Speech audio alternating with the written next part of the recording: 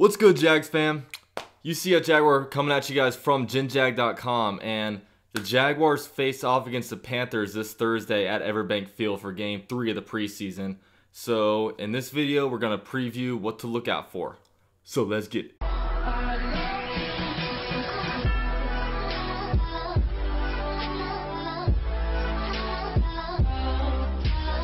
So obviously the biggest storyline behind this game is the quarterback competition between Blake Bortles and Chad Henne. No Balake here today. But I'm going to wait to go off on that until the end of the video. For now, I'm going to cover a few more things that's going on, just since this has been the overwhelming topic amongst Jaguar Nation. Jalen Ramsey is finally back from injury, and he's actually going to be taking reps in this Thursday's game. So that'll be exciting to see, and it's almost a relief because that means we have one more of our cornerbacks back. It's been a very, very injured position thus far in the preseason, as Colvin has been out throughout the whole entire offseason and training camp period. But he finally returned from the PUP list last Saturday. They don't know whether or not he's going to play on Thursday or not, but AJ Boye will not be playing. His injury isn't disclosed. He's a guy who started off the training camp really good. A bunch of people were saying really good things about him, but he's injured. He's been injured for quite a little bit.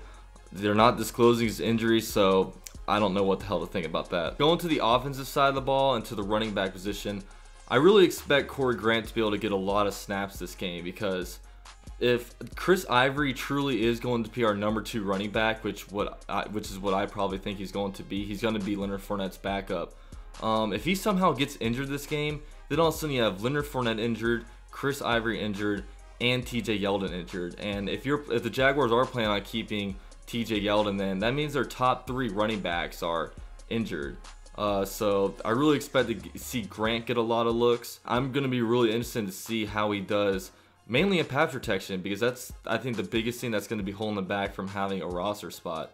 But, you know, expect a lot of looks from Corey Grant, and also expect a lot from Tim Cook and Jonathan Grimes. Going to the wide receiver group, it's going to be really interesting to see what kind of performance D.D. Westbrook puts up there. He didn't get any reps with the first team last week against Tampa Bay, as they actually elected to keep Shane Wynn and Keelan Cole over him when it comes to getting reps with the ones. But man, when he went in the fourth quarter, him and Brandon Albert combined for 6 receptions, 131 yards, and just a bunch of electrifying plays. Apparently the big reason why he's not really getting reps with the one is because apparently he's been struggling in press coverage, but you know, he said out of his own mouth that he feels like he's gotten a lot better from it. One position I really envision him playing for the Jaguars is that slot position off the line of scrimmage, just because if you give him that extra little bit of room, he's such a quick twitch guy. I feel like he'll be able to get out of, use that extra room to put the dude on his heels and be able to get around him for, to get open like that. But I'm also interested to see how the defense plays this game, because from what you thought was going to be our, one of our top groups, Buccaneers were really able to play a very balanced attack against us. Now, granted, all of our starting cornerbacks were out, but really the only players that flashed to me were Puz, Campbell, Yannick Ngakoue, Dante Fowler Jr., and Tyler Patman. I was very disappointed in our interior pass rush. It just didn't seem like we got any pressure from up there. Miles Jack and Telvin Smith, I felt like were out of position a bunch of times, which helped lead to a few of the receptions that game. And obviously our cornerback group didn't look good.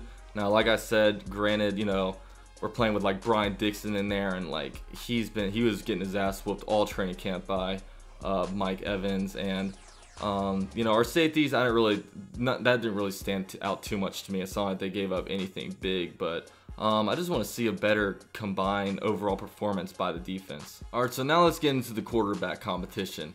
Now, this is a competition between, as you guys know, Blake Bortles and Chad Henne. And Rhino Halloran reported that anonymous player told him that the reps between them two have pretty much been half and half with the first team. So I really think that this is Chad Henne's position to lose. I think as long as he goes out there and doesn't have an awful game, I think he's going to be able to be that starting quarterback. So where is Balake at? Me personally, I don't think that Bortles should be the starting quarterback after just a kind of inconsistent training camp and preseason that he's had. I just think right now it'd be best for him just to sit down and just really get out of the spotlight almost. Are you out of your goddamn mind? Blake. What? And if Chad Henne winds up sucking the first 3-4 weeks of the regular season, then you can maybe evaluate putting Bortles back in there at quarterback if you don't feel like Brandon Allen would be the best choice at that time. But the interesting thing about this situation is how the Jaguars picked up Blake Bortles' 5th-year option. So if he winds up getting hurt toward the end of the year, I'm not sure what game, but toward the end of the year, if he winds up actually getting hurt, then the Jaguars are going to be hooked to pay him $19 million. And you know, if this is a guy that they're just putting in there because they think there's the best chance to win, they don't think is the future of the franchise, and there's really no point in playing him. So almost at that point, you look at it from the perspective of, if Blake Bortles does not win this starting job, is it almost best to cut him from the team? Because the next best option, they almost feel like, would maybe be Brandon Allen. But if the Jaguars were to cut Blake Bortles, then that would open up room for another quarterback on the roster. So, you know, there's obviously the top free agent in the free agency right now is Colin Kaepernick. So the Jaguars might have to do their homework with that. But, you know, that's kind of a long shot in my opinion. I don't think that they're going to cut Blake Bortles, but it's an interesting, you know, standpoint to look at it from. But let me know in the comment section what you guys think. If Bortles doesn't win this starting quarterback position, do you think that he gets cut, or do you think that he'll stay on the team? You know, now I'm asking you what you think the Jaguars do, not necessarily what you want them to do, because I know all y'all probably just want the Jaguars to cut Bortles, but I'm interested to see what you guys gauge the front office would do. But with that said, that's all I got. Be sure to check out the Sports Furies video where I feature in a Jaguars record prediction, and I will see you guys at my live stream on Thursday before the Jaguars play the Panthers. Deuces. Do you want to go to war, Balaki?